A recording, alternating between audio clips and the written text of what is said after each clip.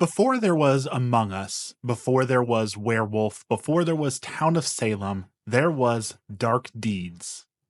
The best game that you've probably never heard of and never played, but it blows all those other games in the whodunit genre fully away. So I just wanted to show you this hidden gem that you most likely have never seen before and show you what you have missed out on. The game starts with all the players in the middle of the map, and as you look around the map you can see there's a lot of different areas for you to go to, and that's kind of the first fun strategy of the game. It's not just, oh, we have to go do some tasks, or oh, we have to figure out who did it, but you need to build a fully functional base to fight the enemies, and the place that you choose can deeply impact your strategy, which makes it super cool that you have options. This area here has an area for you to grow some crops, it's near a gold mine, and it has a lot of lumber, but there's multiple entrances, so it's very hard to defend because the enemy can come from multiple areas. Over here you have a one-way in or two-way in, one-way out sort of scenario, which is much easier to defend. In this location, which only has one way in, one way out, which gives you a lot of choices for how to defend your base. Then you've got like these ones that are very narrow where you're kind of coffined in there. If they get through your defenses, it's game over. It has a deep resource management where you need gold and you need lumber, but you can also like grow crops for extra gold. You can go pick mushrooms for extra gold. You can go to the gold mine for extra gold. You can hire workers for more wood. There's a lot of different options for how you're going to strategize.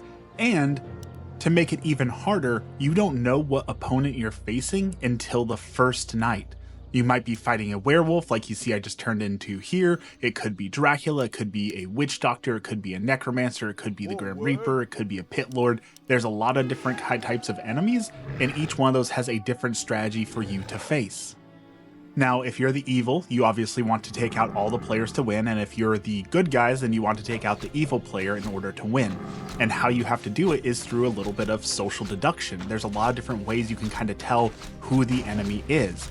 In this case, when it turns night, the werewolf has to transform into the werewolf. So a lot of players will put scouts around bases and look for, okay, who's acting suspiciously when it gets close to night, who transforms, who's missing, but also like a little higher tier strategy is, okay, well, if your farmer is out being the werewolf every night, then your base is going to be smaller because you're not going to be able to build during the evening.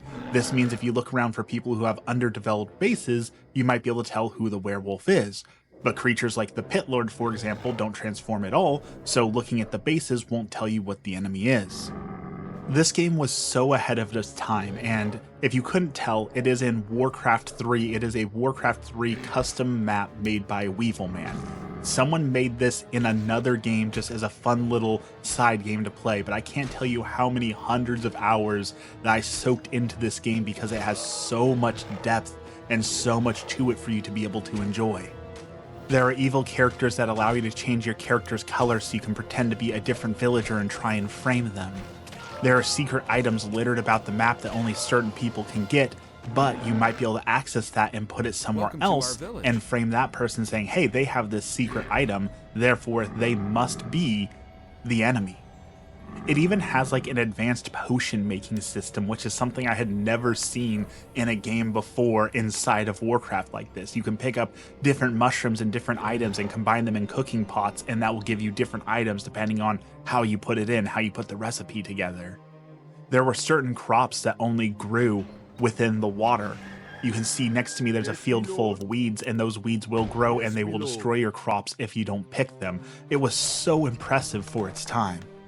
You'll see here in a second, once you have your base built, you find a wife, and then once you find your wife, you have the ability to have children, and as you have those children, those will turn into your units that then become either your workers to build additional buildings or to harvest lumber and gold, or they become fighters to be able to defend against the evil. However, you don't get to choose what child you have. They are born just as a baby, and then once they grow up, it either turns into a boy or a girl. The girls can become very advanced units but cannot become workers, so you need those male children to be able to go work in the mines or get you lumber, but you have no control over it. So it gives you this little bit of randomness that you have to learn how to control and how to handle. What happens if you have 3 daughters in a row? Well, now your base is behind and that makes you look suspicious. You don't have a way of getting more resources. You're going to fall behind and either look suspicious and get taken out for being suspicious, or you are the evil one and you want to not look suspicious so you don't get taken out.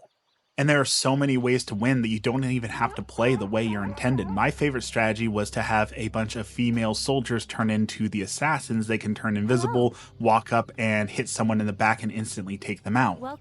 So rather than transforming into the evil one and being seen or risk any of that, I would just amass an army of invisible assassins that would go around and take out players that way. And then it comes into that whole like lying and bluffing where it's like, well, I thought they were the evil ones, so that's why I took them out, and trying to keep suspicion off of me while I took out the players. You can build pig pens and you can build chicken coops that generate gold per minute. However, those animals need to stay alive in order to generate gold, but by having animals near your base, certain things like Dracula and the werewolf can infect that livestock and turn it into enemies against you. So it's that risk versus reward of, well, I want more gold, so I'm going to build a pig pen, but also I can't build it too close to my base because if Dracula comes by and turns all of my pigs into skeletons, not only will he destroy my base, but then I will lose my gold. And I can't emphasize enough, this game came out in 2002 or 2003 with Warcraft 3: The Frozen Throne. That's the same time that we were getting games like Tony Hawk's Underground or SSX 3. You can see just how like advanced it was for what it had at the time.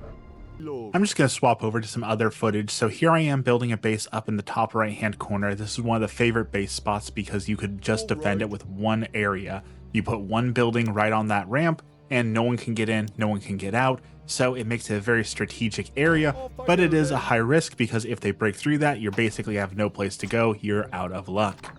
So positioning buildings, things like towers, things like certain units, having infantry up in front, archers in the back, or assassins waiting for when the enemy comes in and then backstabbing them. There's just so much strategy and depth, again, to a game that is within a game. Anytime someone makes one of those TikToks or Reddit posts about like, if you could have one game resurrected from the dead, or if you could bring back one obscure game, or if you could get a sequel to any game, what would it be? This is that game.